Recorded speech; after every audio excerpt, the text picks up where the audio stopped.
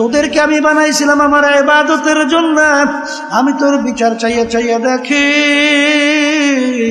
ফজরের সময় মুয়াজ্জিন তোকে আমার পক্ষ থেকে ডাকে, আসসালাতু খায়রুম মিনান নাওম, ঘুম হইতে নামাজ ভালো। তুই নাকটাই না ঘুমাও, তুই আমার হুকুম পালন করতে মসজিদে যাও নাই, তোকে আমি ফজরে আমার ইবাদতে পাই নাই, জোহরে ডাকলাম তোকে আমি পাই নাই, আসরে ডাকলাম পাই নাই, মাগরিবে ডাকছি পাই নাই, ইশায় ডাকলাম পাই নাই, হারাম হালাল তো মিস কইরা খাইতে চলতে বললাম খাও নাই চলো নাই, আরে জুলুম করতে মানা করলাম ছাড়ো নাই, মিথ্যা কথা বলতে মানা করলাম ছাড়ো নাই, বেপর্দা চলতে মানা করছি বেপর্দায় চলছো পর্দা করো নাই। এক কথা তোকে আমি ইবাদতে পাই নাই, এখন তোর বিচার তুই কর। তোকে আমি বানাইছিলাম আমার ইবাদতের জন্য, এখন তোকে মানুষ জবাই করে খাইবে তাও তো জায়েজ রাখি নাই। এ বান্দা বান্দি তোর বিচার কর, তোকে এখন আমি কোন কাজে লাগাবো ভালো করে যাই না রাখিস।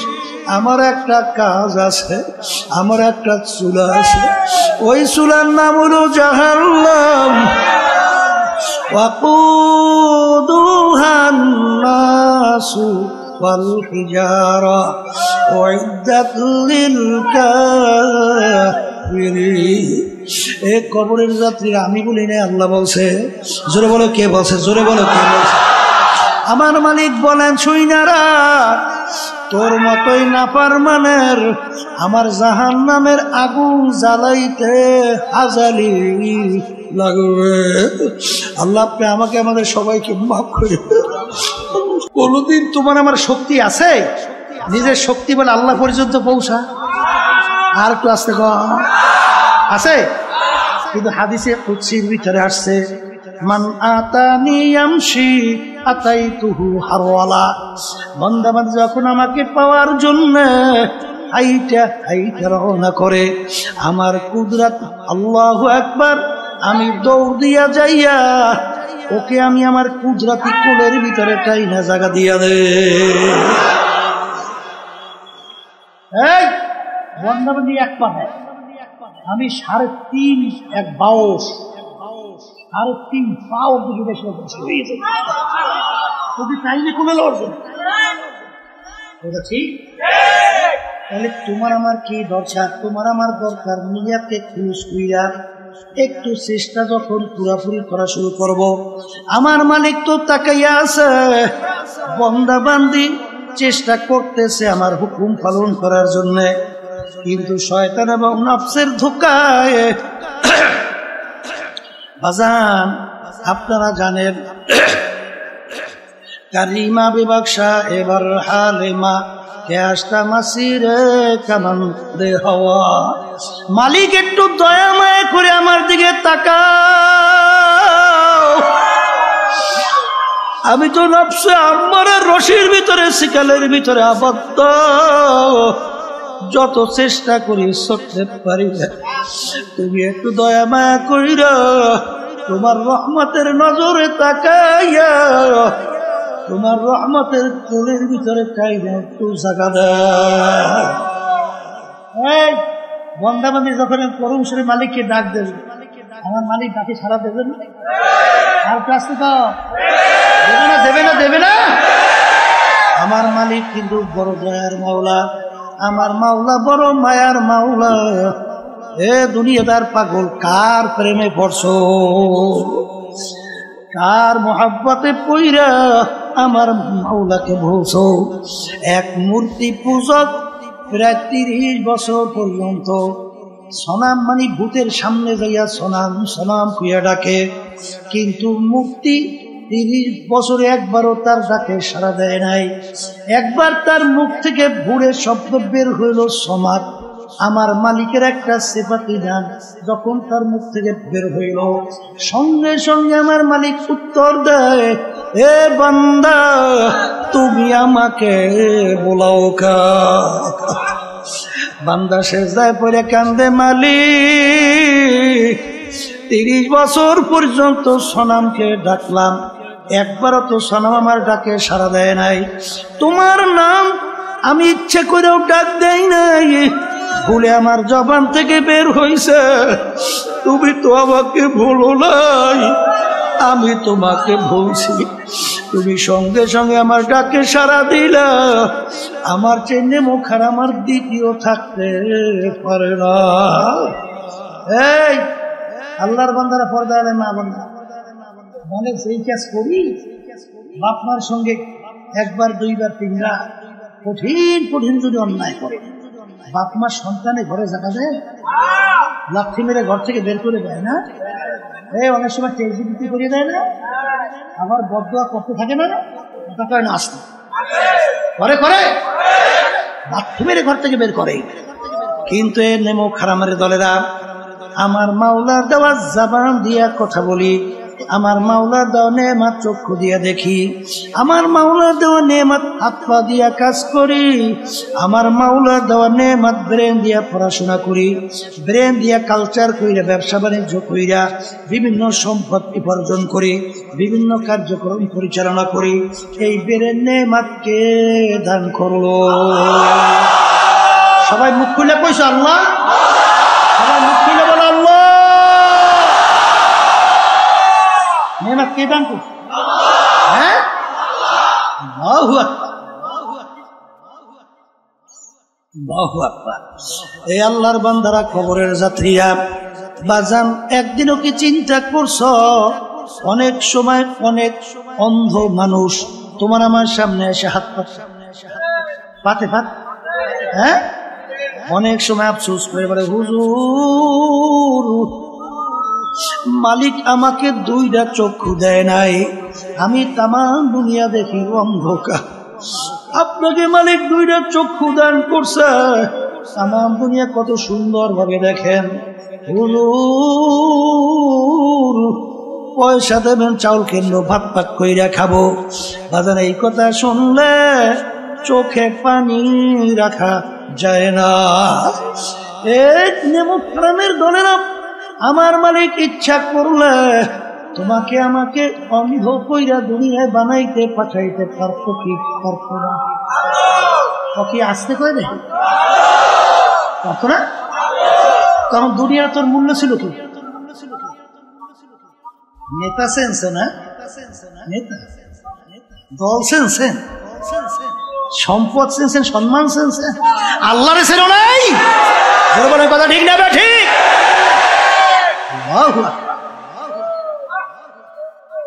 এক কবরের যাত্রীরা সই না রাখো, আজকে দল চেনছো, দলের নেতা নেত্রী চেনছো।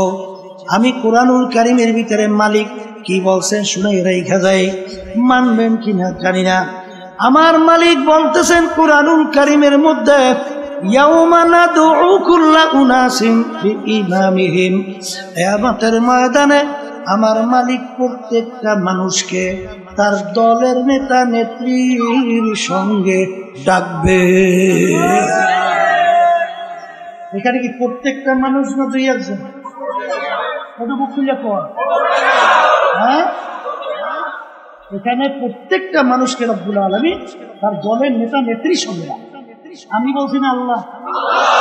আর যদি ভুল হয় বলেন হুজুর আপনি আয়াত করছেন, অর্থ করছেন ভুল, নাউজুবিল্লাহ, ভুল না?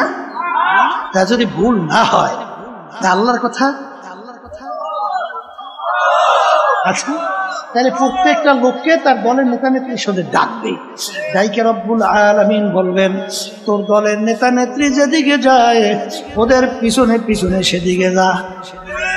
এক কথা আমার মালিক বলেন তোর নেতা নেত্রীর যেখানে জায়গা তোরও সেখানে জায়গা। আমি বলছি না আল্লাহ। বর্তমানে বড় বিপদে আছে, বুঝলেন না? বাংলাদেশে বয়স প্রায় 51 বছর হয়ে গেছে স্বাধীনতা। কত বছর? আচ্ছা, যাদের মাধ্যমে 51 বছর দেশ চলছিল বর্তমানে চলছে, এদের পরিচয়ও নাই। ইসলাম নামক গাছটা খুব মজবুত হয়েছে, হ্যাঁ হয় নাই? দিনের দিন ঠিক এক শ্রেণী বর্তমানে বের হয়েছে। আমাদের আলেম যারা অনেকে আমাদের ভিতরে আছে নাম দেয়, মুফতি মুহাদ্দিস অনেক বড়, অনেক বড় মুফতি। এরা দেখবেন ঠিক যখন জাতীয় নির্বাচন আসবে তখন বলবে, এই বেটা মন্দের ভালো, কোন উপায় নাই, আগে তো বাঁচা লাগবে বেটা, এরপর পরে চিন্তা করতে। আমরাও দেশে কয় না, না ও আমরাও দেশেও কয়, ও আল্লাহ দেশেও আছে না, শব্দটা কি কইবে মন্দে এ কপাল পোড়া। এই 49 বছর স্বাধীনতার বয়স, এই 49 বছরে মন্দের ভালো শেষ হয় না। তোমাদের কাছে আমি গ্যারান্টি চাই, কবে নাগাদ শেষ হবে? আসতে কয় দাহি বলো বলো, কবে শেষ হবে? কবে? তা যদি গ্যারান্টি দিতে না পারো, তাই ইসলাম নামক গাছটা মজবুত হবে কবে? আর এর কাণ্ড গজিয়ে এই তামাম বাংলাদেশকে কবে সে ফেলবে সেইটার কথা বলতে হবে আজকে। ঠিক না বে ঠিক? হ্যাঁ বসো, কথা বলছি। ইসলাম নামক গাছটা কি দুর্বল হইতে হইতে যাবে? হ্যাঁ, এত বুদ্ধিমান হইছো? হ্যাঁ, এত বুদ্ধিমান সাহাবায়ে কেরাম বুঝে না? আমিনু কামা আমানান নাস, তোমরা ঈমান আনো, তোমরা বিশ্বাস করো। সাহাবায়ে কেরাম যেভাবে ঈমান আনছিল, সাহাবায়ে কেরাম যেভাবে বিশ্বাস করছিল, সাহাবায়ে কেরামদের ঈমানের অবস্থান কেমন ছিল? পর্যালোচনা করা লাগে না? আল্লাহ কইছে ওই ইমানের ঈমান আনো, ওইভাবে ঈমান আনো। আমি বলছি আচ্ছা, আল্লাহ রাসূল সাল্লাল্লাহু আলাইহি ওয়াসাল্লাম তার কাছে প্রস্তাব লইয়ে গেছে তিনটা। শর্ত, তুমি এক আল্লাহর উপরে ঈমান আনার দাওয়াত দাও, সমস্যা নেই, কথা না। কিন্তু আমাদের বিরুদ্ধে, আমাদের ধর্মের বিরুদ্ধে, আমাদের বাপদাদা রেখে যাওয়ার যে নিয়ম, এর বিরুদ্ধে তুমি কিছু বলবা না। যদি এইটা করতে পারো, তোমার কাজ তুমি করো। এক আল্লাহর উপরে ঈমান আনার দাওয়াত আসতে কয় দেয় দেও, সমস্যা। কিন্তু আমাদের কার্যক্রমের বিরুদ্ধে কোনো উল্টা পুল্টা কইতে পারবো না। যদি এই কাজটা করতে পারো, তাহলে তোমার জন্য 3 পুরস্কার। 1 নম্বর পুরস্কার, তোমাকে আরবের নেতা বানাইয়ে দেবে, মানে প্রেসিডেন্ট, আমাদের দেশে যেটা বোঝেন। আরবের কি এক কথায় বাদশাহ, কি বানাইবে? আচ্ছা, আমাদের দেশের ভিতরে আল্লাহ মাফ করুক, আমি যেটা দেখি শুনি সেইটা বলি। মেম্বারের জন্য ঈমান যে কয়বার বিক্রি করে, শুধু চেয়ারম্যান হওয়ার জন্য কয়বার যে ঈমান বিক্রি করে আর কেনে আর বেচে। আর এমপির জন্য তার কথা আমার মুখে বাইরেই দিয়েছে।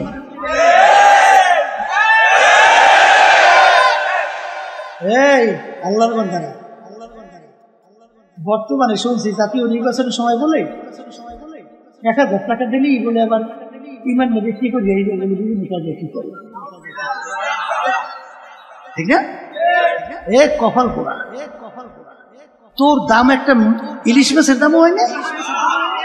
হ্যাঁ, তোর একটা ছাগলের দামও তোর দাম নাই? তোর ঈমানের একটা ছাগলের দামও তোর ঈমানের নাই?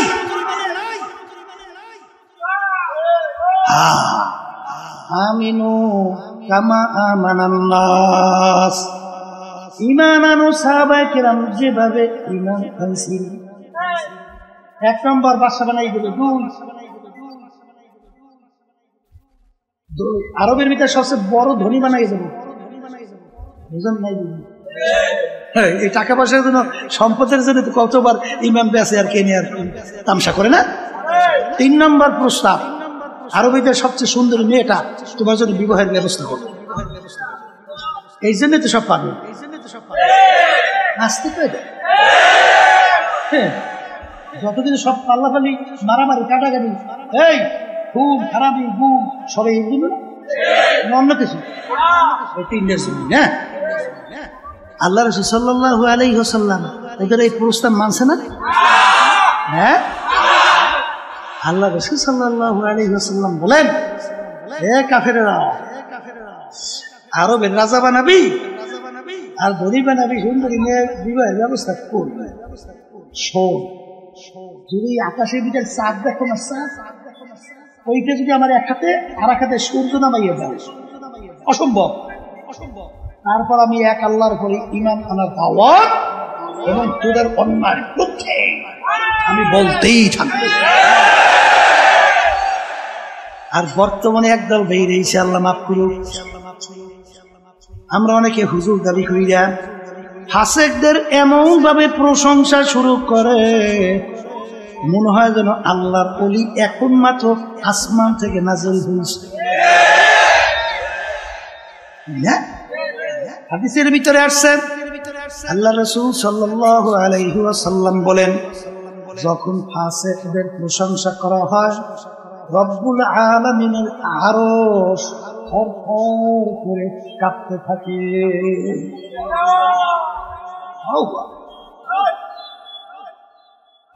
বলছিলাম যে বারবার যদি মন্দের ভালো শব্দ হয়, ইসলাম নামক গাছটা মজবুত হবে ঠিক না? গ্যারান্টি চাইছিলাম, দিতে পারিনি, পারছেন? এই যে আল্লাহর কত ফজল করে রহমাতুল্লাহ আলাইহি রব্বুল আলামিন, তার ভিতরে আল্লাহ রব্বুল আলামিন ইলহাম, কথা ঠিক না ঠিক? আল্লাহ রব্বুল আলামিন ডাইলে দেশে অন্তরের এমন এক কায়দায় আল্লাহর কুতুব পরিবেশ তৈরি করে রাখছেন। আল্লাহর কুতুব চিন্তা কইরা দেখছে, স্পেনের ইতিহাস 750 বছর মুসলমানদের রাজত্ব, মুসলমানদের অস্তিত্ব তারা সেরে পাওয়া যায় না, কথা কয় না?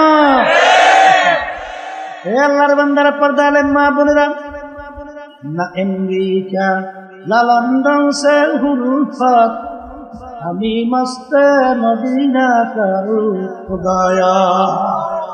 হে আব্দুল করিম আব্দুল রহিম, হে রহিমা খাতুন, শাড়িটার নৌকা ছাড়ছো, নৌকা যায় কোথায়? তোমার নৌকা আমেরিকা লন্ডনের ঘাটে ঘাট দিবে না আল্লাহর হাবিবের রওজা মুবারকের পাশে মদিনায় ঘাট দিবে? চিন্তা ভাবনা করে নৌকা চালা, কথা কয় না? মান তাশাব্বাহা কওমিন ফাহুয়া মিনহুম। এই দুনিয়ার ভিতরে যেভাবে তুমি যার সঙ্গে সম্পর্ক রাখবা, যেই দলভুক্ত হইয়া চলবা, যেই দলের নেতা নেত্রীকে নেতা নেত্রী মানবা, আল্লাহর রাসূল বলেন কিয়ামতের ময়দানে তুমি ওই দলভুক্ত হইয়া উঠবা এবং ওই দলের নেতা নেত্রীর সঙ্গে তোমার হাসর হইয়া যাবে। যার সঙ্গে যার মোহাব্বত, তার সঙ্গে তার কিয়ামত। বলেন, যার সঙ্গে যার মোহাব্বত, তার সঙ্গে তার কিয়ামত। কথা ঠিক কিনা? সাহাবায়ে কেরামদের ঈমান কেমন ছিল? সংক্ষেপে দুই একটা শুনে গিয়েছে। দাওয়াত দিছে এই বাদশা, সাহাবায়ে কেরামদের জামাত। সেই দেশে বিদেশে সবচেয়ে ঘৃণিত কাজ ছিল খাওয়ার পরে প্লেট পরিষ্কার করে খাওয়া। এক এক দেশে এক একটা নিয়ম থাকে না? এই দেশে বিদেশে সবচেয়ে ঘৃণিত কি? প্লেট পরিষ্কার করে খাওয়া। এখন সাহাবায়ে কেরামদের নিয়ম কি, সুন্নাত তরিকা কি? হ্যাঁ, প্লেট পরিষ্কার করে খাওয়া। এখন বাদশার মেহমান, তাদের সবচেয়ে কাজও ঘৃণিত। সেই কাজটা যদি বাদশার মেহমান না করে, তখন বাদশা সমাজে মুখ দেখাতে পারবে? বাদশা লজ্জিত হবে না? অপমানিত হবে না? বাদশা অনুরোধ করতেছে, হুজুর আমি তো জানি আপনারা খাওয়ার পরে প্লেট পরিষ্কার করিয়া চাইতে খান। হুজুর, আমাদের দেশে সবচেয়ে ঘৃণিত কাজ হয়ে গেছে। এই কাজটা যদি আপনারা আমার মেহমান হয়ে করেন, তাহলে আমি সমাজে হুজুর মুখ দেখাতে পারবো না। আজকে আমার সম্মানের জন্য এই কাজটা আজকে আমাকে দেশের আল্লাহ মাফ করুক, যদি হইতো হতুয়া কয় কায়দায় ঘুরত, আস্তে কয়, হ্যাঁ কথা কয় না, দেখি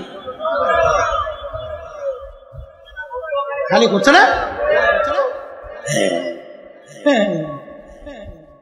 আবুল ফজলের মতো লোক বাদশা আকবরের প্রতি হতে দিনে লাগি পুকুরি তাম দুনিয়ার ভিতরে সবচেয়ে জানার দিক থেকে পানি এত বড় দ্বিতীয় কেউ ছিল না। কোরআনুল কারীম বিনা নকশার হরফ দিয়া 30 পারা কোরআনুল কারীম তাফসীর। এখন ওলামায়ে কেরাম বসতেও তো বসে, সে কিন্তু আবুল ফজলের পথে হুজুর। আর ওই সময় মুজাদ্দিদ আল ফিসানি রাহমাতুল্লাহি আলাইহি কি কন বাদশা আকবরের বিরুদ্ধে দ্বীনে ইলাহির বিরুদ্ধে ফতোয়া দেশ। কথা ঠিক না?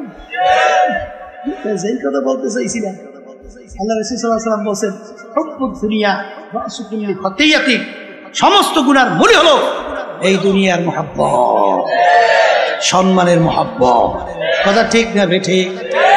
এ কবরের যাত্রীরা, আমরা কেউ দুনিয়াতে থাকতে পারবো না, কেউ থাকতে পারেও নাই। এ আল্লাহর বান্দারা, পর্দালে মা বোনেরা, আজকে মুসলমানদের দায়িত্ব কর্তব্য হলো ইসলাম নামক গাছটার একটু ইসালি কইরা গোড়ায় পানি দিয়ে একটু তরু তাজা কইরা রাইখে যাইতে পারি কিনা। আস্তে কয় দেয় যদি মাটি নিতে না যায় ওই ঈদের উপরে কোনোদিন বিল্ডিং হয়। এখন যেই মাটির নিচে যাইবে ও কোনোদিন বলবে, ও কোনোদিন চাইবে যে আমার তো কোনোদিন কেউ দেখবি, আমি মাটির নিচে যাব। কোনোদিন বিল্ডিং তৈরি হবে না। তোমার আমার মতো যদি ইসলামের নামক বৃক্ষটা আজকে রোপণ কইরে একটু চারাটা একটু সেলি কইরা একটু পানি দিয়া সতেজ কইরা রাইখে যাইতে পারি, আল্লাহ ভালো জানে, বলতে পারি না কবে কি হবে। এই একদিন আল্লাহর ফজল ও করমে ইসলাম নামক গাছটা একটা বড় বৃক্ষে আল্লাহর ফজলে পরিণত হবে। কথা ঠিক না বেটি? রাজি আছেন কেনাকাটা সবাই না দুই একজন? নারায়ে তাকবীর। আল্লাহুম্মা মিন হাত নামান दिन के सूरज दूर ही है हम लोगों के सामने, रोज़े महशर क्या जब है मुस्तफा की सामने। एक कबरेर যাত্রীরা, আল্লাহর বান্দারা, পর্দার আড়ালের মা বোনেরা, বাজান আমাদেরকে মালিক বানাইলেন তার ইবাদতের জন্য। ইবাদত শব্দের অর্থ মালিকের হুকুম অনুযায়ী চলা। বাজান নামাজ পড়া যেরকম নাকি ইবাদত, নামাজ না পড়াও কিন্তু ইবাদত। রোজা রাখা যেরকম নাকি ইবাদত, রোজা না রাখাও কিন্তু ইবাদত। মালিক আমাদেরকে বানাইলেন তার ইবাদতের জন্য। অনেকে প্রশ্ন করতে পারেন, হুজুর তাহলে অন্যান্য মাখলুকাত গুলো আমার মাওলা কেন বানাইলেন? আমার মালিক কোরআনুল কারীমের ভিতরে বলেন, ওয়া খুলিকা লাকুম মা ফিল আরদি জামিআ, অন্যান্য মাখলুকাত গুলো আমি বানাইলাম তোমাদের জন্য।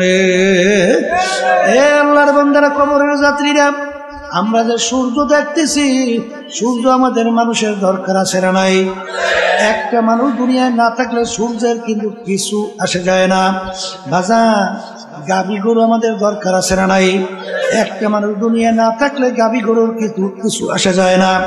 বাজান হালি গরু আমাদের দরকার আছে, গাছ আমাদের দরকার আছে না? একটা মানুষ দুনিয়া না থাকলে গাছের কিন্তু কিছু আসা যায় না। এ কবরের যাত্রীরা, এ আল্লাহর বান্দারা, এ পর্দালে মা বোনেরা, ভালো কইরা বোঝো, অন্যান্য মাখলুকাত মালিক বানাইলেন আমাদের জন্য। আমাদেরকে বানাইলেন মালিক তার ইবাদতের জন্য। ইবাদত শব্দের অর্থ বলছে মালিকের হুকুম অনুযায়ী চলা। নামাজ পড়া যেরকম নাকি ইবাদত, নামাজ না পড়াও কিন্তু ইবাদত। অনেকে বলে, হুজুর নামাজ না পড়লে ইবাদত কিভাবে হয়? সূর্য উঠতেছে ওই সময় যদি নামাজ পড়ে সব না গুনাহ? সূর্য মাথার উপরে চলে আসছে, নামাজ পড়লে সব না গুনাহ? সূর্য ডুবতেছে ওই সময় নামাজ পড়লে সব না গুনাহ? পড়লেন নামাজ, পাইলেন গুনাহ। কারণ কি? ওই নামাজটা মালিকের হুকুম অনুযায়ী হয় না। এ কবরের যাত্রীরা, ভালো করে বোঝো, যেই কাজটা মালিকের হুকুম অনুযায়ী হবে ইবাদতের ভিতরে গণ্য হবে। আমার মালিকের হুকুম প্রতিটা মানুষের ব্যক্তিগত জীবনে আছে না নাই? আসতে কয়টা পোশাকাদির ব্যাপারে আছে না নাই? পারিবারিক জীবনে আছে না নাই? সামাজিক জীবনে আছে না নাই? বাজান ব্যবসা ক্ষেত্রে আছে না নাই? কামাই খরচের ভিতরে আছে না নাই? রাজনৈতিক জীবনে আছে না নাই? বাজার আন্তর্জাতিক জীবনে আছে না নাই?